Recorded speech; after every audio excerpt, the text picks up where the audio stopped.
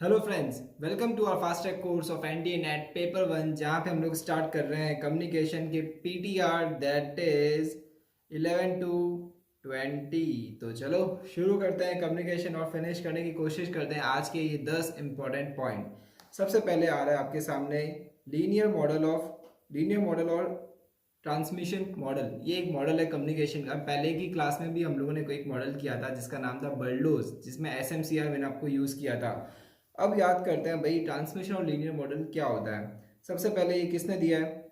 ये दिया आपको एलिस एंड मैकक्लिंटक ने 1990 में दिया है। देखो ईयर याद नहीं हो रहा है तो कोई बात नहीं, मगर नाम याद करने की कोशिश करो। किसने दिया है? एलिस एंड मैकक्लिंटक ने आपको ये मॉडल दिया है। ये मॉडल क्या बात करता है? सिंपल सी बात है, लीनियर वर्ड आ गया, इसका मतलब समझ में आ गया भाई, वन वे प्रोसेस है। Okay, it is a one way process. इसके अंदर क्या होगा? वन वे है तो सेंडर सेंड्स करता है मैसेज, सेंडर सिर्फ मैसेज को सेंड करेगा। बिल्कुल, sender sends message to the receiver. सबसे इंपॉर्टेंट बात, इसमें फीडबैक नहीं होता है। याद करो, बर्डो में भी फीडबैक नहीं था। याद आ रहा है कुछ? बिल्कुल, इसके अंदर भी फीडबैक इन्वॉल्व नहीं होता है। और साथ ही साथ इसको क्या कहा जाता है? पाइपलाइन मॉडल और कंटेनर मॉडल भी इसको कहा जाता है। लीनियर मॉडल और ट्रांसमिशन मॉडल के साथ साथ पाइपलाइन मॉडल और कंटेनर मॉडल भी कहा जाता है। फीडबैक इन्वॉल्व नहीं होता है। किसने दिया है? ये दिया है एलिस एंड मैक क्लिंटक ने। इसको आप याद करने के लिए क्या लिखोगे? E and M. किसने दिया है? E and M. याद करने के एक और तरीका मैं आपको बता रहा हूँ, ऑल्दो थोड़ा शायद आपको नहीं समझ में आए, बट कोशिश करो। क्या होता है? बिजली होती है, इलेक्ट्रिसिटी, इलेक्ट्रिसिटी ट्रांसफॉर्मर से आती है हमारे घर में। ट्रांसफॉर्मर क्या होता है? ट्रांसमिशन, ट्रांसमिशन से आ जाएगा आपका कौन सा मॉडल? ट्रांसमिशन और लीनियर मॉडल। ट्रांसमिशन से क्या आ जाएगा? ट्रांसमिशन और लीनियर मॉडल। और ई से क्या आ जाएगा? एलिस एंड मैक क्लिंटक, जिससे हम किसे याद करने वाले हैं? ई एंड एम के अंदर। चलो बढ़ते हैं नेक्स्ट मॉडल के अंदर, जो कि बात करता है हेलिकल मॉडल ऑफ कम्युनिकेशन। ये मॉडल बड़ा इंटरेस्टिंग है। सबसे पहले देखते हैं बेसिक डिटेल्स, भाई क्या क्या चीज़ें हैं। सबसे पहले किसने दिया है? ये दिया है फ्रैंक एंड डांस ने। फ्रैंक डांस ने इसको दिया है मॉडल। मतलब डांस करते करते मॉडल का नाम आ गया है ना, सोच के देखो। एग्जैक्टली अरे यार, इसका मॉडल भी बहुत मस्त है, जैसे आप पिक्चर में भी देख रहे हो और साथ ही साथ मैं भी आपको बना के बता रहा हूँ। इस तरीके से डांस करते करते मॉडल बना है, इसलिए इसको नाम किसने दिया है? फ्रैंक डांस ने। मॉडल का नाम क्या है? Helical model of communication. Sir नाम मतलब फ्रैंक डांस ने तो मॉडल दिया है, नाम हेलिकल, ऐसा क्यों? खुद के नाम पे ही दे देता। नहीं, इसने ऐसा नहीं किया। इसने कहा कि नहीं, मैं जहाँ से इंस्पायर हुआ हूँ ना उसका नाम दूंगा। क्या कहा फ्रैंक ने? फ्रैंक ने कहा मैं जहाँ से इंस्पायर हुआ हूँ ना सर, वहाँ का नाम यूज़ करेंगे। ये कहाँ से इंस्पायर हुआ? ये इंस्पायर हुआ हेलिक्स से। क्या लिखा हुआ है देखो, इंस्पायर्ड बाय हेलिक्स। मतलब हेलिक्स मतलब क्या? एक तरह से तूफान काइंड ऑफ, आप समझ लो। क्योंकि समझा नहीं पाऊंगा मैं, इसलिए मैंने क्या दिया? फोटो। फोटो देखो, आपको समझ में आ जाएगा हेलिक्स क्या होता है। अब इसे इंस्पिरेशन जैसी क्या बात थी इसमें? पहले समझो हेलिक्स क्या है। सी dimensional spring like curve in the shape of a cylinder और कोन। और बेसिकली क्या कह रहा है? It is saying that the process of communication evolves from the very birth of an individual and continues till the existing movement. सबसे पहले तो helix समझ में आ गया। हेलिक्स कुछ नहीं है, एक साइक्लर ट्रायंगुलर कोन की तरह है और कुछ नहीं। और यहाँ से इसको इंस्पिरेशन मिला है। किसको मिला है सर? एफडी को मिला है। किसको मिला है सर? एफडी को मिला है। सर यहाँ तक तो ठीक है। मॉडल क्या है? इसमें ऐसी क्या बात है वो बताओ पहले। मॉडल समझने के लिए आप ये समझो, सबसे पहले आपको याद आ रही होगी movie three idiots. Three idiots के अंदर जब क्लाइमैक्स में जब बच्चे का जन्म हुआ था, बच्चा रो नहीं रहा था। बच्चा रो नहीं रहा था तो सब टेंशन में आ गए। सबको लगा कि बच्चा might be he is no more, बच्चा मरा हुआ बच्चा शायद पैदा हुआ है, रो नहीं रहा है, आवाज़ नहीं कर रहा है। फिर रेंचो क्या बोलता है? ऑल इज वेल, और वो लात मारता है और सब खुश हो जाते हैं। पॉइंट क्या है मेरा कहने का? हम जब जन्म लेते हैं, राइट फ्रॉम द बर्थ, वहाँ से हम कम्युनिकेशन स्टार्ट कर देते हैं। अगर बच्चा रो रहा है दैट मीन्स बच्चा सही है, बच्चा नहीं रो रहा है तो कुछ कॉम्प्लिकेशन हो सकती है। बच्चा रोता है, उसके बाद उसको कोई भी चीज़ चाहिए होती है, धीरे धीरे वो रोना स्टार्ट करता है। मतलब जैसे उसको भूख लगी है तो रोएगा, कोई चीज़ चाहिए तो रोएगा। फिर धीरे धीरे जैसे जैसे बड़ा होता है वो अपने वर्ड्स के थ्रू कम्युनिकेशन करता है एंड लाइकवाइज। सो फ्रैंक क्या कह रहा है कि भाई हम जब जन्म लेते हैं तब से लेके जब तक हम जी रहे होते हैं तब तक हम कम्युनिकेशन करते हैं। हम लोगों ने कम्युनिकेशन की कैरेक्टरिस्टिक में पढ़ा था, communication is pervasive and continuous. ठीक है, यहाँ पे इसने नई बात बोली है यार। ये कह रहा है कि जन्म होते ही आप कम्युनिकेशन स्टार्ट कर देते हो, तो आप उस चीज़ की इंपॉर्टेंस समझो कम्युनिकेशन की। बाकी कुछ भी आप जन्म लेते ही नहीं करते, मगर communication is the first thing that you do. ठीक है, किसने कहा है? फ्रैंक ने दिया है। कौन सा एग्जाम्पल याद रखोगे? थ्री इडियट्स का। थ्री इडियट्स का याद रखोगे? बिल्कुल सही। ठीक है, उसके बाद आपको कुछ चीज़ें जो याद रखनी है वो मैं बताता हूँ इसके अंदर। सबसे पहले तो ये बर्थ के साथ ही स्टार्ट हो जाता है। राइट फ्रॉम द बर्थ किसने दिया है? सर ये दिया है Frank dance, that is FD ने दिया है। और ये भी एक क्या मॉडल आपके भाई? लीनियर मॉडल है ये भी। ठीक है सर, ये भी लीनियर है, ऊपर वाला भी लीनियर है, कल वाला भी लीनियर था। सारे लीनियर ही होते हैं क्या? नहीं, ऐसा नहीं है दोस्तों, मगर इसमें बहुत अच्छा क्वेश्चन बन सकता है आपके लिए। मतलब इंस्टीट्यूट क्या करेगा, बहुत सारे मॉडल्स के नाम दे देगा और आपको पूछ लेगा विच मॉडल्स आर लीनियर। आपको बताना है सर इनमें से कौन कौन से मॉडल लीनियर है। तो याद करो, कल बर्डलो का हो गया, ऊपर ट्रांसमिशन मॉडल आपने अभी अभी किया है, अभी आपने हेलिकल मॉडल किया, तीन मॉडल तो आपको लीनियर के पता चल गए। ओके ठीक है, इसके अंदर ज़्यादा कुछ नहीं, आपको दो बातें याद रखनी है, एफडी का याद रखना है, बर्थ का याद रखना है, और लीनियर आपको याद रह जाएगा। चलो अब बढ़ते हैं बैकर्स मोज़ेक मॉडल। मैंने पहले भी कहा था मॉडल बहुत सारे हैं, यहाँ मॉडल्स याद करना पड़ेगा। कम्युनिकेशन में से एक आधा क्वेश्चन तो मॉडल पे बनता ही बनता है। तो चलो देखते हैं भाई बैकर्स मोज़ेक मॉडल क्या होता है। सबसे पहले मोज़ेक क्या होता है ये समझ लो। मोज़ेक कुछ नहीं होता है, basically it's a pool of words जिसके अंदर आप अपनी रिक्वायर्ड चीज़ निकालते हो। क्या कहना चाह रहा हूँ, मोज़ेक जैसे आपको मैंने पिक्चर दिख रही है आपको, इस पिक्चर में क्या हुआ, अलग अलग क्यूब से अलग अलग कलर के सबको असेंबल किया गया एक पिक्चर का शेप देने के लिए। देख रहे हो पिक्चर, ये जो क्यूबिकल्स आपको दिख रहा है, these all are called mosaic. ठीक है, सिमिलरली बैकर ने भी एक मोज़ेक मॉडल क्रिएट किया। कंक्लूजन में समझाता हूँ, ये कहना ये चाह रहा है कि भाई इन्फॉर्मेशन सब जगह बिखरी हुई है। जैसे थ्री इडियट्स में आमिर खान क्या बोलता है, किसी भी क्लास में जाके बैठ जाओ यार, ज्ञान तो सब जगह बट रहा है, क्या फर्क पड़ता है कौन सी क्लास में है, ज्ञान सब जगह बट रहा है, कहीं पे भी जाके बैठ जाओ। ठीक है, अब इसमें क्या हो रहा है, मोज़ेक मॉडल के अंदर भी ये सेम चीज़ कह रहा है कि भाई बहुत प्रॉब्लम है कम्युनिकेशन के अंदर, सेंडर क्या कह रहा है, रिसीवर क्या समझ रहा है, हटाओ इन सबको, आपको जो इन्फॉर्मेशन चाहिए आप खुद जाके उसे ले लो और अपनी इन्फॉर्मेशन की कैटेगरी के अंदर उसको फिट कर दो। सिंपल, मतलब जो चाहिए ना खुद ही जाके ढूंढ लो। जैसा आप गूगल पे जाते हो, आपने अपना कोई चीज़ लिखी, सेवरल्स ऑफ इन्फॉर्मेशन आ जाती है ना। अब आपको जो चाहिए आप उसमें क्या करते हो, फिल्टर करते हो, क्लासीफाई करते हो कि भाई मुझे क्या चाहिए वो निकालता हूँ। मैं सारी वेबसाइट्स खोल के नहीं देखता हूँ, मैं जहाँ मुझे लगता है मेरे काम की बात मैं वो कर लेता हूँ। That is what bakers mosaic model. याद रह जाएगा बी एम डब्ल्यू से क्या याद करोगे, BMM। ठीक है, BMM से BMW। लाइकवाइज सबसे पहले किसने दिया है सर, ये दिया है सैम बैकर ने दिया है। किसने दिया है, सैम ने दिया है। ये आपको कब यह याद करने की जरूरत नहीं है। ये क्या समझाता है, it explain the complexity of human communication. ये कह रहा है कि सर ह्यूमन कम्युनिकेशन में बहुत कॉम्प्लेक्सिटी है, तो उसको समझा रहा है। इसलिए कह रहा है कि यार छोड़ो, तुम खुद ही जाके अपना सामान लेके आओ, ताकि तुम किसी को दोष नहीं दे सकते।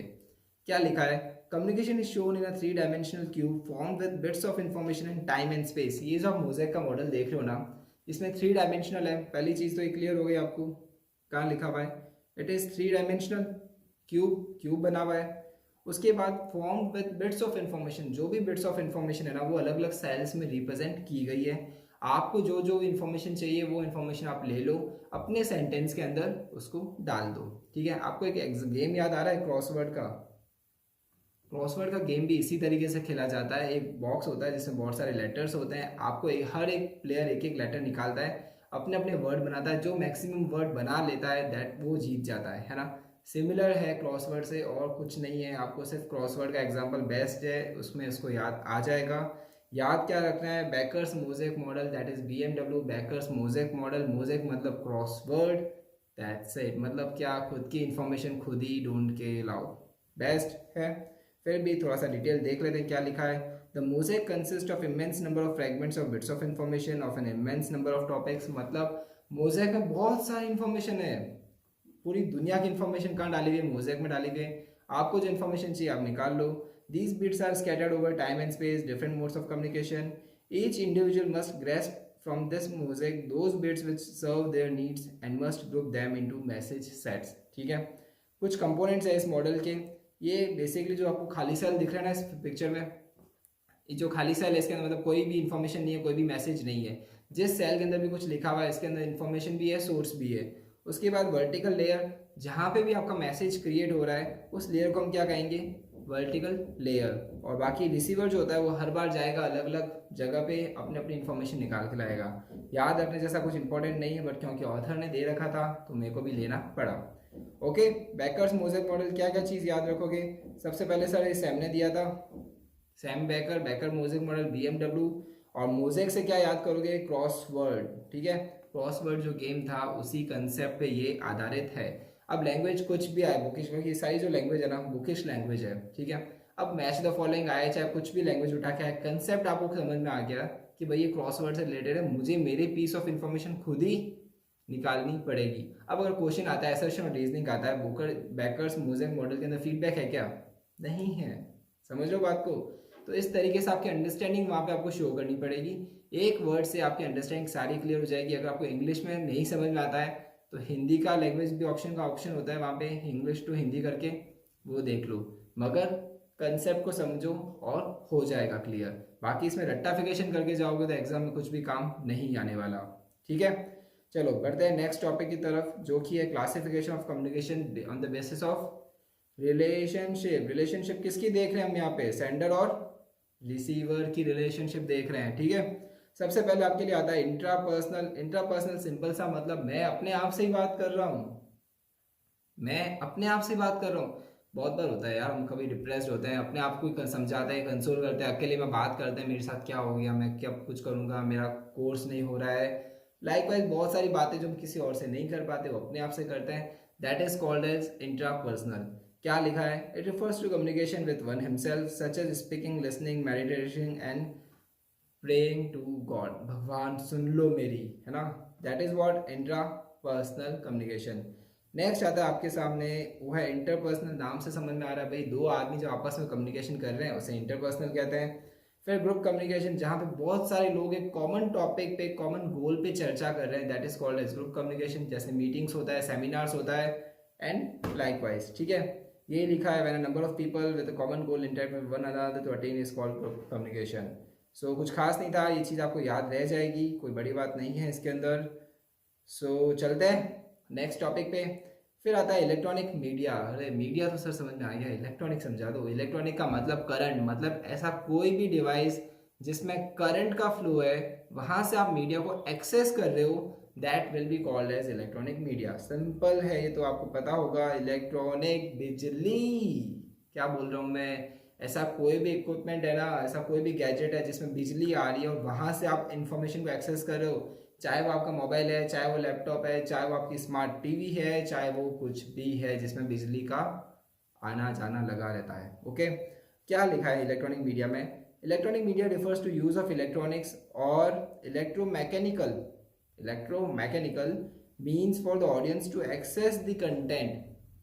मोबाइल से आपने गूगल खोला, गूगल से फटाफट आपने कोई इन्फॉर्मेशन डिराइव करी, that is what electronic media. WhatsApp से चीज़ें वायरल हो रही है, that is what electronic media, ठीक है। एक्सेस द कंटेंट का मतलब, या कोई भी इंफॉर्मेशन को अगर आप एक्सेस कर रहे हो विद दैट डिवाइस जिसमें इलेक्ट्रिक आ रहा है current, it is called electronic media, ठीक है। द मीडिया और content can be shared on any electronic device, ठीक है। कुछ एग्जाम्पल्स दे रखे हैं, broadcasting, movies, internet, gaming console and numerous example हो सकते हैं। आपको तो मोटा मोटा क्या याद रखना है, अगर किसी गैजेट में इलेक्ट्रिक करंट आ रहा है, वन थिंग, इलेक्ट्रिक करंट आ गया, उसके बाद में उस गैजेट से क्या मैं कोई इन्फॉर्मेशन एक्सेस कर पा रहा हूँ या कर पा रही हूँ या कर सकता हूँ, what ever be the case, बस ये दो बात पे अगर आपका टिक आ जाए तो वो चीज़ क्या कहलाएगी, इलेक्ट्रॉनिक मीडिया, ठीक है सर, समझ में आ गया। एक बार पांचों पॉइंट्स देख लेते हैं। सबसे पहले ट्रांसमिशन और लीनियर मॉडल में क्या याद करोगे, ई और एम, इलेक्ट्रिसिटी। आज तो बिजली बिजली बहुत हो रही है क्लास के अंदर। सो ई एंड एम आपको याद करना है, एलिस एंड मैकक्लिंटक ने दिया है। उसके बाद क्या याद रखोगे, लीनियर है, फीडबैक इन्वॉल्व नहीं होता है। हेलिकल किसने दिया है, फ्रैंक डांस, इसने कहा मैं जहां से इंस्पायर हुआ मैं वहीं का नाम दूंगा, दैट इज हेलिक्स। हेलिक्स की फोटो आपने देखी होगी, आपको समझ में आ गई होगी, एक तरह से बवंडर की तरह होता है, सर्कुलर या कोन के शेप में भी हो सकता है। बर्थ का example, three idiots best example, बचपन से लेके मरने तक का जो कम्युनिकेशन है वो किसने कहा है, हेलिक्स ने दिया है। इस पे इंस्टीट्यूट कैसे भी क्वेश्चन बना सकती है, ऐसा कम्युनिकेशन मॉडल बताओ जो बचपन से लेके एंड तक चलता है, आपके लाइफ के साथ चलता है, कुछ भी आ सकता है। आपको कंसेप्ट पता है तो आप क्वेश्चन कर लोगे, नहीं तो अटकते रहोगे, ओके। फिर आता है बैकर्स मोजेक मॉडल। मैंने आपको क्या कहा था, मोजेक समझ लो, मोजेक क्या था, क्रॉसवर्ड पजल, खुद का वर्ड, खुद का लेटर खुद ही ढूंढ के लाने का, खुद की इंफॉर्मेशन खुद ही बनाने का, क्या बोलते हैं उसको, बैकर्स मोजेक मॉडल। किसने दिया है, सैम बैकर ने दिया है, ओके। चलो उसके बाद क्लासिफिकेशन अंडरस्टैंडेबल था, कोई इश्यू नहीं। इलेक्ट्रॉनिक मीडिया, इलेक्ट्रिक करंट, ठीक है। अब बढ़ते हैं नेक्स्ट टॉपिक जो कि है येलो जर्नलिज्म। ये ना बड़ा मस्त है और कोविड के दिन आपको याद दिला देगा। सही बोल रहा हूँ मैं? सबसे पहले समझाऊँ या पढ़ाऊँ? इस बार पढ़ा के देख लेते हैं ताकि आपको भी डिफरेंस पता चले कि समझाना से पहले पढ़ाना सही है या पढ़ाने के पहले समझाना। चलो, this is a common practice followed by media. It sensationalize a story to create a hype. Its report is not based on facts or real news. It uses shocking headlines that catches audience attention. आया कुछ समझ में? नहीं आया? चलो मैं बताता हूँ। आपको पता है अभी रशिया यूक्रेन का वॉर हुआ था। रशिया और यूक्रेन का क्या हो रहा है दुनिया में? न्यूज के अंदर क्या आ रहा था? वर्ल्ड वॉर 3 क्या आरंभ हो चुका है? क्या दुनिया बचेगी? क्या रशिया ने अगर न्यूक्लियर वेपन यूज कर लिए, क्या अमेरिका, फ्रांस और नेटो कंट्रीज भी इसके साथ पार्ट लेगी? इंडिया का स्टैंड क्या होगा? इस तरीके से ना पूरा डेली सोप चल रहा था। कब? रशिया यूक्रेन के टाइम में। क्या हो रहा था उस समय? पूरा कोई किसी को भी कुछ याद आ रहा है? हेडलाइंस देखी कभी? वर्ल्ड वॉर 3 होने वाला है, ये नेटो कंट्रीज ने मिसाइल्स लॉन्च कर दी है, ये यहाँ पे पहुंच गया है। इस तरीके से हाइप क्रिएट किया जाता था। रियलिटी में क्या सिचुएशन थी वो एक अलग बात है, पर हमको क्या बताया जा रहा था? हाइप करके जस्ट हमारा इंटरेस्ट है और लोग न्यूज़ के सामने, अरे कल क्या होगा, भारत पे कोई बम गिर जाएगा क्या होगा, या इंडिया भी कहीं से अटैक करने के लिए भेजेगा या अपने सैनिकों को। इस तरीके से ना सेंसेशनलाइज मतलब क्या, रोचक बनाई जा रही थी। आपको नहीं समझ में आ रहा एग्जाम्पल? दूसरा समझो, यूट्यूब्स के अंदर भी बहुत कॉमन है। जो आप थंबनेल देखते हो, कितने अट्रैक्टिव थंबनेल होते हैं। ऐसा लगता है थंबनेल देखते ही काम हो जाएगा हमारा। थंबनेल को अट्रैक्टिव बनाया जाता है just to get the attention of audience. जैसे 1 घंटे का महा मैराथन जिसके अंदर आप जेआरएफ को हासिल कर लेंगे, या लाइकवाइज या दूसरे सब्जेक्ट्स की बात कर लो, चाहे स्ट्रीम की बात कर लो या कैसे भी बात कर लो, मेरे थंबनेल एकदम डिसेंट है यार। मानते हो कि नहीं मानते हो? एकदम डिसेंट। मैं तो बस मुद्दे की बात बोलता हूँ, बाकी इधर उधर की बात नहीं आती भाई हमको। चलो, yellow journalism I am expecting समझ में आ गया होगा। सिर्फ बड़ा चढ़ा के बताना ताकि उसको एक अटेंशन मिले। क्लियर? वापस एक बार पढ़ो क्योंकि देखो पहले पढ़ा हुआ नहीं समझ में आता है, इसलिए आपको एग्जांपल पहले देता हूँ। This is a common practice followed by media houses. यहाँ तक तो ठीक है। It sensationalize a story to create a hype. Hype मतलब एक रुचि बना देती है कि यार क्या हो रहा है, क्या हो रहा है, क्या होने वाला है, सच में ऐसा हो सकता है क्या? रियलिटी से कोसों दूर है, रियलिटी से कोई लेन देन नहीं होता। Its report is not based on facts और real news. It uses shocking headline that catches audience attention. Simple, ठीक है? समझ में आ गया येलो जर्नलिज्म। अब बात करते हैं नेक्स्ट, एक थ्योरी आती है। थ्योरीज बहुत इंपॉर्टेंट है गाइस। अभी एनटीए जो है ना थ्योरीज पे बहुत फोकस कर रहा है। थ्योरी क्या है या किसने दी है, थ्योरी क्या काम करती है, कुछ क्वेश्चंस रैंडमली आजकल एनटीए इसको पूछा जा रहा है, फ्रिक्वेंटली पूछा जा रहा है। अब एक थ्योरी पढ़ते हैं हम लोग, हाइपोडर्मिक और बुलेट थ्योरी। सर बुलेट, गोली मारने वाले हो क्या? What is this bullet? Hypodermic, इतना बड़ा वर्ड है क्या? देखो यार, ये वर्ल्ड वॉर 2 के टाइम की थ्योरी है, पहली बात। दूसरी बात, उस टाइम क्या हुआ था, मास मीडिया नया नया आया ही था वर्ल्ड वॉर 2 के टाइम। अब हुआ क्या कि वर्ल्ड वॉर 2 में एक चीज़ एनालाइज की गई थी कि लोगों को जो भी मीडिया के थ्रू पता चल रहा था, लोग उसको सच मान लेते थे। पहली बात आप समझो, उस ज़माने में कम्युनिकेशन का बहुत लैकिंग था। जैसे अगर कहीं दूर दराज में कोई केस हो रहा है, उसको अगर न्यूज़ के थ्रू जो भी आके बताएगा, तो जो भी दूर बैठा है वो आदमी उसको सच मान लेता था। इस चीज़ को नोटिस किया गया और ये समझा गया कि मास मीडिया एक कैटलिस्ट का रोल प्ले करता है। इसका मतलब जो मीडिया बताता है वही पब्लिक मान लेती है। मीनिंग समझ में आया? रिलेशन बताऊं? आप कोविड का एग्जांपल याद करो। कोविड में क्या था यार, मतलब जो भी यूट्यूब पे आ रहा है, जो भी व्हाट्सएप पे वायरल वीडियोस हो रही है, हम सब उसको मानते थे। हम सब का छोड़ो यार, मैं तो खुद ने मेरे नाक के अंदर है ना नींबू का रस डाला है कोविड के अंदर। पता नहीं कितने तरह के काढ़े पिए हैं। हम सब ने किया होगा, मैंने तो किया था। पर पॉइंट क्या है मेरा कहने का, मतलब जो भी वो चीज़ वायरल हो रही है ना, मतलब ये चीज़ सही है, ये चीज़ करने से आपका ये हो जाएगा। कोविड के अंदर जीता जागता एग्जाम्पल है, वर्ल्ड वॉर 2 तक जाने की जरूरत ही नहीं है। कोविड के अंदर हम सब ने किया। कोई भी नुस्खा आ रहा है व्हाट्सएप पे, हमारी मम्मी दादी सब लेके आ जाते थे, भाई ये कर लो कोविड नहीं होगा, ये कर लो कोविड नहीं होगा। सीरियसली नाक में नींबू का रस बहुत बेकार था, डाला है मैंने। पॉइंट क्या है समझाने का मेरा, कि भाई हाइपोडर्मिक थ्योरी बेसिकली जो भी मीडिया के अंदर न्यूज़ सर्कुलेट होती है, लोग उसको सच मान लेते हैं। ठीक है?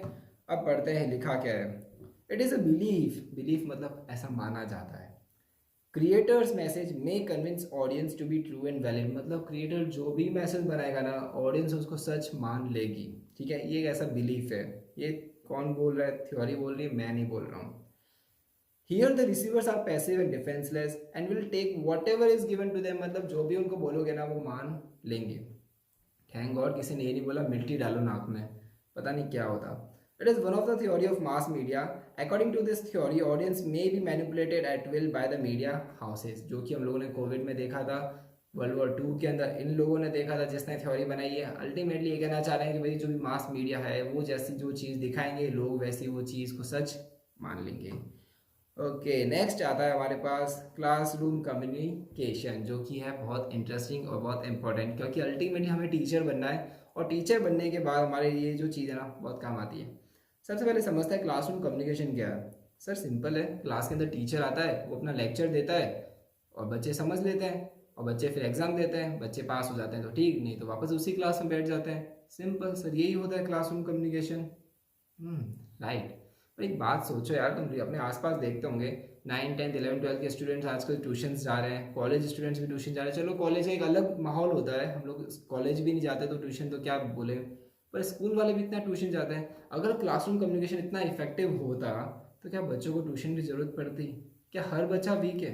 मतलब 80 to 85% बच्चे जो हैं वो ट्यूशन के लिए जाते हैं, इन रैदर अभी अच्छे से अच्छे स्कूल जाने के बाद भी ट्यूशन के लिए जा रहे हैं। इसका मतलब कहीं ना कहीं कम्युनिकेशन में लैकुना है। लैकुना मतलब क्या? कमी है। उस कमी को कोल एंड कैन ने डिफाइन किया। कोल एंड कैन ने एक मॉडल दिया, उसने कहा कि ये मॉडल फॉलो कर लो यार, तुम्हारे बच्चे ट्यूशन्स के रुपए बच जाएंगे, अच्छी स्कूल जा रहे हो, क्लासरूम के अंदर टीचर्स को बोला कि भाई इस मॉडल को फॉलो कर लो यार, बच्चे समझ जाएंगे तुम जो समझाना चाह रहे हो। क्या है ये मॉडल, देखते हैं। The main objective of classroom teaching is transfer of knowledge. भाई क्लास के अंदर ऑब्जेक्टिव क्या हमारा? यही तो उद्देश्य है कि मेरे पास जो नॉलेज है वो मैं आप बच्चों तक पहुंचाऊं। ठीक है। The process of classroom communication is affected by multiple factors which may lead to incomplete transfer और अंडरस्टैंडिंग ऑफ नॉलेज। सही बात है। कोल ने 5 स्टेजेस को सजेशन दिया। क्या कहा? 5 स्टेजेस। सबसे पहले फॉर्मुलेशन ऑफ मैसेज। ये ना ऐसे नहीं समझ में आएगा, मैं समझाता हूँ। सपोज करो मेरे को ना किसी लेक्चर देना है, किस पे? इन्फ्लेशन पे देना है मुझे ना, एक इन्फ्लेशन पे एक लेक्चर क्रिएट करके आप लोगों को देना है। अब मुझे इन्फ्लेशन के लिए लेक्चर तो क्रिएट करना है, टॉपिक समझ में आ गया। मुझे सबसे पहले फॉर्मुलेशन ऑफ मैसेज का मतलब क्या? डेटा इकट्ठा करना पड़ेगा। अरे भाई इंडिया के अंदर भी जीडीपी का डेटा क्या है, बैंकों का क्या चल रहा है, रिफॉर्म्स क्या आया है, इन्फ्लेशन क्यों बढ़ता जा रहा है, इन्फ्लेशन क्या होता है, इन्फ्लेशन पहले क्या था, अभी क्या है, आने वाले समय में क्या होगा, क्यों रुपए की वैल्यू जो है वो धीरे धीरे गिरती जा रही है डॉलर के मुकाबले, एंड लाइकवाइज जितने भी फैक्टर्स हैं सब। अब मैंने क्या किया, फॉर्मुलेशन ऑफ मैसेज बना लिया। अब मैंने उसको क्या किया, एनकोड। अरे भाई आप लोगों को कैसे दूं? आपको पता है खाने को भी पुरसने का एक तरीका होता है। जैसे पहले आप मिठाई खिलाते हैं, उसके बाद रोटी सब्जी आती है, फिर लास्ट में डेजर्ट आता है, आइसक्रीम आती है, या स्टार्टिंग में वेलकम ड्रिंक आती है। सिमिलरली मैसेज को देने का भी एक तरीका होता है। मैं आपको जाते ही बड़ी बड़ी चीज़ें नहीं दे सकता, आपको पहले समझाना पड़ेगा मुझे कि भाई इन्फ्लेशन क्या होता है बच्चों, इन्फ्लेशन से हमारे ऊपर क्या इम्पैक्ट आता है, कैसे हमारी कमाई हमारी सेविंग्स कम होती जाती है, हम लोग फिर सेविंग्स ही नहीं कर पाते, इन्फ्लेशन का ड्रॉबैक क्या है, लाइक वाइज सब चीज़ मुझे आपको बतानी पड़ेगी। तो मुझे सबसे पहले उसको एनकोड करना पड़ेगा, फिर क्लास के अंदर आके उसको ट्रांसमिट करना पड़ेगा, मतलब आप लोगों को सब चीज़ें सीक्वेंस के अंदर बताना पड़ेगा। ये चीज़ मैंने आपको teaching science as well as art में भी समझाया था, पीटीआर में। फिर बच्चे क्या करेंगे, जो स्टूडेंट्स क्या करेंगे, उसको इंटरप्रेट करेंगे, डिकोड करेंगे, समझ में आ जाएगा, वेल एंड गुड। नहीं समझ में आएगा तो उनको क्या देना है, फीडबैक। फाइनली फीडबैक आ गया दोस्तों, मॉडल्स के अंदर फीडबैक देना पड़ेगा। फीडबैक में क्या देंगे वो, कि सर ये समझ में नहीं आया सर, बैंक को जो आरबीआई पॉलिसी देता है उससे इन्फ्लेशन का क्या रिलेशन, इन्फ्लेशन कैसे काबू आता है, गवर्नमेंट क्या कर रही है, हम क्या करें। ये सब चीज़ें जो फीडबैक होती है, जो हम क्या करेंगे, उनकी प्रॉब्लम को सॉल्व करने की कोशिश करेंगे। कोल ने ये 5 स्टेजेस दिए, कोल ने कहा ये 5 स्टेजेस आप फॉलो कर लो और आपका जो क्लासरूम कम्युनिकेशन है वो क्या हो जाएगा, एकदम हैप्पी हैप्पी हो जाएगा। ओके, 5 चीज़ आपको याद रखना है। बेसिकली ये जो मॉडल्स है ना, सब जगह इसी तरीके से आपको बात कही गई होगी, तो कोई बड़ी बात नहीं है, आप इजीली इसको याद कर सकते हैं। फॉर्मुलेशन ऑफ मैसेज, फिर एनकोडिंग, फिर ट्रांसमिशन। मतलब क्या, पहले मैसेज बनाओ, फिर बताओ, फिर उनको दे दो, बताने के बाद क्या वो खुद इसको इंटरप्रेट करेंगे, डिकोड करेंगे, और वापस कुछ कमी होगी तो हमको बता देंगे। ठीक है। नेक्स्ट टॉपिक आता है आपके लिए principles for teachers. Okay, teachers के लिए भी सर प्रिंसिपल्स है, ऑब्वियसली यार, कैसी बात करते हो। सबसे पहले वो कह रहा है भाई लर्नर को समझो। क्या कह रहा है, लर्नर कैसा है आपका, भाई किस तरीके से उसको समझ में आता है, लर्नर को समझो। इसका तो बेस्ट एग्जांपल आपको अगर मैं दूंगा ना, तो तारे ज़मीन की मूवी आपने देखी होगी आमिर खान की। आमिर खान मूवी अच्छी बना रहा है, चाहे कुछ भी बोलो, भले 2 साल में एक बना रहा है अभी, बट मूवीज़ अच्छी बनाता है। तारे ज़मीन पर अगर किसी ने मूवी देखी है तो अलग अलग तरीके से वहाँ पे एक बच्चा होता है, उस बच्चे को अलग अलग तरीके से समझाने की कोशिश करता है और अल्टीमेटली उसको वो अच्छे से शिक्षा दे देता है ना। नहीं समझ में आया, पोस्टर आ चुका है, आप लोग देख रहे हो पोस्टर, आपको याद आ जाएगा किस तरीके से आमिर खान अलग अलग टेक्निक्स लगा के उसको सिखाया था। सो बेसिकली क्या है, अंडरस्टैंड द लर्नर, लर्नर को जिस भाषा में समझ में आता है उस भाषा में समझाओ। नेक्स्ट आ रहा है डेवलप इफेक्टिव कम्युनिकेशन स्किल्स, फिर आता है effective use of andragogy and pedagogy concept. क्या होता है एंड्रागोगी पैड्रागोगी?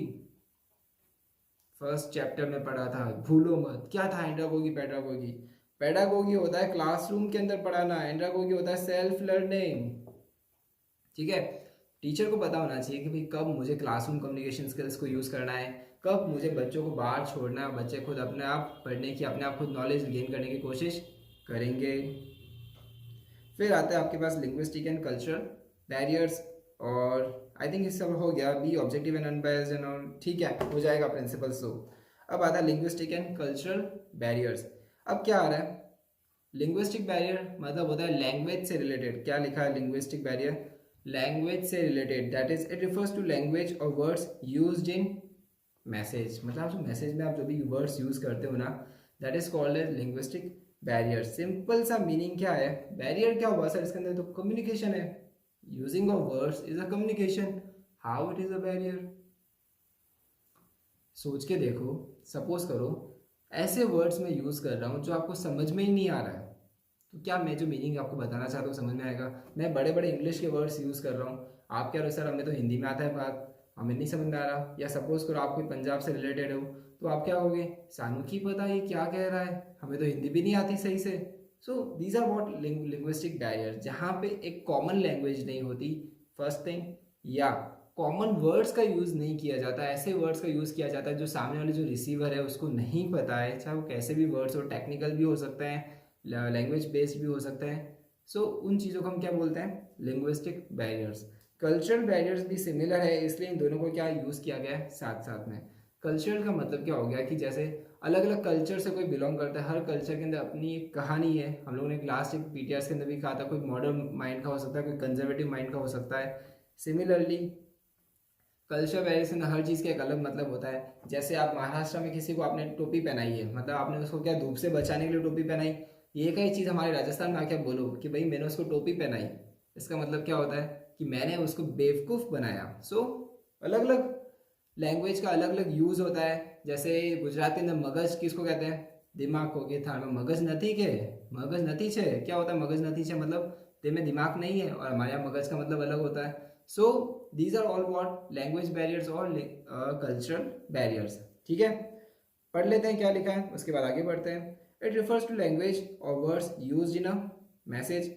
It refers to an issue arising from misunderstanding of meaning caused by differences in culture of both the sender and receiver. Okay, ठीक है, अब बढ़ते हैं classification of linguistic and cultural barriers. क्या लिखा है, फर्स्ट आ रहा है आपका सिमेंटिक बैरियर। क्या बोलता है ये, it refers to misinterpretation of words which leads to faulty translation of message. मतलब कभी कभी कोई लैंग्वेज होती है, उसमें एक आधा वर्ड ऐसा होता है जिसका हमें मीनिंग समझ में नहीं आ रहा है, हम उसका मीनिंग कुछ और समझ लेते हैं, जिसकी वजह से पूरे अर्थ का अनर्थ हो जाता है, जिसकी वजह से पूरे अर्थ का क्या हो जाता है, अनर्थ। ठीक है, उस चीज़ को क्या बोलते हैं, सिमेंटिक बैरियर। सिमेंटिक बैरियर किससे रिलेटेड है सर, ये एक शब्द से रिलेटेड है, शब्द का इंटरप्रिटेशन से रिलेटेड है। उसके बाद आता है हाई कंटेक्स्ट और लो कंटेक्स्ट। ये बड़ा इंटरेस्टिंग है। हाई कंटेक्स्ट में क्या होता है, आपके हाथ पैर बहुत चलते हैं। हाई कंटेक्स्ट में क्या होता है, आपके हाथ पैर बहुत चलते हैं, मतलब कि आप बोलने के साथ साथ हाथ पैर के इशारे को भी देखना पड़ता है, आपका हाव भाव देखना पड़ता है। ये आपको मूवी वापस, क्या करूँ, आमिर खान ही इतनी अच्छी मूवी बनाता है। याद करो पीके का वो सीन जेल वाला, जहाँ पे अनुष्का शर्मा को बताता है कि तुम्हारे गोले पे तो बहुत प्रॉब्लम है, हमारे गोले में तो सीधी सीधी बात होती है, वो भी माइंड से होती है, तुम्हारे यहाँ पे तो वर्ड्स के साथ साथ में अगले के एक्सप्रेशन भी देखने पड़ते हैं, हाव भाव देखने पड़ते हैं, जिसके अंदर वो समझाता है अच्छा अच्छा, जो वर्ड है वो अलग अलग तरीके से समझाता है। वीडियो चल रहा है, इसको देखो, सही से समझो, बिकॉज ये देखने के बाद ना आपको ये चीज़ें समझ में आ जाएगी। माइंड से बतियाते हैं, कोनो कंफ्यूजन ही नहीं। यहाँ तो बोलते कुछ हैं और मतलब कुछ और निकलता है। एक एक शब्द के 4-4 मतलब, ऐसे मुंडी हिलाओ और बोलो अच्छा है अच्छा है, मतलब सब ठीक ठाक है, वेरी गुड। आंख बड़ी करके बोलो अच्छा है तो मतलब साफ में है। तुम्हारी अम्मा का एक्सीडेंट हो गया, अच्छा साफ। फिर गुस्सा आता है तो आवाज लोड हो जाती है, अच्छा हमको सिखा रिया है, अच्छा। और जब सोचते हैं तो लंबा वाला अच्छा, अच्छा। शब्द के साथ साथ एक्सप्रेशन पर भी ध्यान देना पड़ता है, तब जाके बात समझ में आती है ससुरी। है ना। अब बढ़ते हैं आगे की तरफ। हाई कंटेक्स्ट में क्या हो गया, आपको बेसिकली बॉडी लैंग्वेज को भी रीड करना पड़ता है अलोंग विद द वर्ड्स। जबकि लो कंटेक्स्ट के अंदर क्या होता है, स्ट्रेट फॉरवर्ड, आपको सिर्फ वर्ड्स पे ही फोकस करना होता है, हाव भाव पे फोकस करने की जरूरत नहीं पड़ती। लो कंटेक्स्ट कल्चर हमारे यहाँ पे कहाँ है, यूरोप और अमेरिका के अंदर। जबकि हाई कंटेक्स्ट जो भी एशियन कंट्रीज हैं उनके हाथ पैर बहुत चलते हैं बॉस एशियन कंट्रीज के अंदर, इसलिए उनके हाव भाव भी देखने पड़ते हैं। आई थिंक पीके वाला जो आपको एग्जाम्पल है इजीली क्लियर हो जाएगा। अब आते हैं हमारा माइंड मैपिंग की तरफ, और आप लोग जैसा कि देख रहे हो माइंड मैपिंग इस बार हमने कुछ अनोखा ट्राई किया है। हमने क्या किया इस बार, कलरफुल कर दिया यार, थोड़ा सा रंगीन होना चाहिए माहौल, है ना। चलो ये सब प्रीवियस क्लास के माइंड मैपिंग है, अनएक्सपेक्टिंग आपको समझ में आ गया होगा। एक दो टॉपिक हम लोग देख लेते हैं प्रीवियस क्लास के, उसके बाद आगे बढ़ते हैं। सबसे पहले देख लो एडजेंसी पेयर, जिसके अंदर हमने कहा था hi to hi, hello to hello. आप कैसे हो, एक कन्वर्जेशनल टर्न टेकिंग जो एक टेक्निकल टर्म होता है उसको बोलते हैं एडजेंसी पेयर। उसके बाद बर्लोस मॉडल SMCR, ठीक है। उसके बाद ही हम लोगों ने ट्रा किया था, ट्रा या रेड जैसे भी आप याद करना चाहो, MMC that is what, mass media communication. Okay चलो, पैराफ्रेजिंग आपको पता होगा, एक बैरियर को ओवरकम करने के लिए पैराफ्रेजिंग को यूज़ किया जाता है, जिसके अंदर मैं पूछता हूँ सर आपकी बात क्या मैं सही समझ रहा हूँ, आप क्या यही पूछना चाह रहे हो। कस्टमर केयर का मैंने एग्जाम्पल दिया था। अब चलो बढ़ते हैं आज के माइंड मैपिंग की तरफ, जो कि बहुत इंपॉर्टेंट है। सबसे पहले हेलिकल किसने दिया था सर, ये दिया था आपको FD ने, दैट इज फ्रैंक डेंस ने दिया था। क्या बोलता है हेलिकल, सर जन्म से लेके मृत्यु तक का जो कम्युनिकेशन है वो कौन बताता है, helical model. Okay, Cole and Chen क्या बोलते हैं, क्लासरूम कम्युनिकेशन, ये क्लासरूम कम्युनिकेशन मॉडल को इफेक्टिव करते हैं। इन लोगों ने बेसिकली 5 स्टेजेस बताई है जिससे क्लासरूम कम्युनिकेशन क्या होता है, इफेक्टिव। येलो जर्नलिज्म सबसे फेवरेट, बड़ा चढ़ा के बताना, हाइप क्रिएट करना, ओके, जिससे ऑडियंस का रिटेंशन या ऑडियंस का टेंशन बना रहे। इसके बाद हमारा क्या आ रहा है, इलेक्ट्रॉनिक मीडिया, जिस किसी भी के अंदर भी क्या है, इलेक्ट्रॉनिक करंट, हाइपोडर्मिक और बुलेट थ्योरी लेंगे। इस थ्योरी को क्या कहते हैं, हाइपोडर्मिक, मतलब क्या, जो मैंने बताया ना लोगों ने मान लिया, that is what hypodermic. Covid का एग्जांपल मैंने आपको दिया था, नाक में नींबू का रस, मत भूलना दोस्तों। उसके बाद ट्रांसमिशन और लीनियर मॉडल याद करने के लिए क्या कहा था, EM, एलिस एंड मैकक्लिंटक, बिजली, बिजली से ट्रांसफॉर्मर, ट्रांसफॉर्मर से ट्रांसमिशन। इस मॉडल में क्या होता है, फीडबैक इन्वॉल्व नहीं होता। बाकी ये लीनियर मॉडल है, कोई बड़ी बात इसके अंदर है नहीं। ओके सो यही सब था। कल हम लोगों ने एक साइकोलॉजिकल बैरियर्स किए थे। साइकोलॉजिकल बैरियर्स में क्या था, selective perception, I know it, मैंने रिमेंबर छे, स्टीरियोटाइपिंग, मुझे पता ही आदमी क्या बोलने वाला है ना, उसको स्टीरियोटाइपिंग बोलते हैं। बाकी कॉग्निटिव डिसोनेंस, सोच में कन्फ्लिक्ट, मैं क्या सोच रहा हूँ आप क्या सोच रहे हो, कन्फ्लिक्ट की वजह से हमारा कम्युनिकेशन एस्टेब्लिश नहीं हो पा रहा है। ओके सो यही सब थे इस माइंड मैपिंग के अंदर। हम लोगों ने इसको नहीं लिखा है लिंग्विस्टिक एंड कल्चरल बैरियर्स, तो इसको भी हम लोग नेक्स्ट क्लास के अंदर कवर कर लेंगे, एक मिस हो गया है। So for the time being आपको एक बार के लिए माइंड मैपिंग आपको स्क्रीनशॉट लेना है, इसको याद करना है, जहाँ पे भी पढ़ते हो वहाँ याद रखना है। माइंड मैपिंग बहुत काम आने वाला, आप चाहे 100 पॉइंट्स भी हो जाएं, सपोज करो कम्युनिकेशन में 100 पॉइंट्स भी हो गए दोस्तों, फिर भी आपको ये सब चीज़ें देखते ही याद आएगा यार, क्योंकि हम इसको रेगुलरली देख रहे हैं। अब पैराफ्रेजिंग है, बार बार जब आप याद करोगे तो याद आ जाएगा कि सर ने कस्टमर केयर का एग्जाम्पल दिया था। कम्युनिकेशन का मतलब शेयर होता है, कम्युनिकेयर। उसके बाद ट्रांसमिशन रेट का मॉडल, बर्डोज का आ जाएगा, धीरे धीरे सारे मॉडल्स इसके अंदर आ जाएंगे। सो बड़ी काम की चीज़ है यार दोस्तों, इसको आपको कर लेना चाहिए मेरे ख्याल से। स्क्रीनशॉट लेके बना लो, चाहे प्रिंट आउट ले लो, चाहे कुछ भी कर लो। Mind mapping smooth way of learning. Okay friends, तो मैं स्क्रीन माइंड मैपिंग पे छोड़ता हूँ, आप इसको नोट डाउन कर लीजिए, नोट्स को खुद ही हाथ से लिखिए, बिकॉज अगर आप हाथ से नोट्स बनाएंगे हमेशा के लिए आपको याद हो जाएंगे। ओके चलो मिलते हैं नेक्स्ट PTR के अंदर। Till then take yourself a good care. Okay bye bye.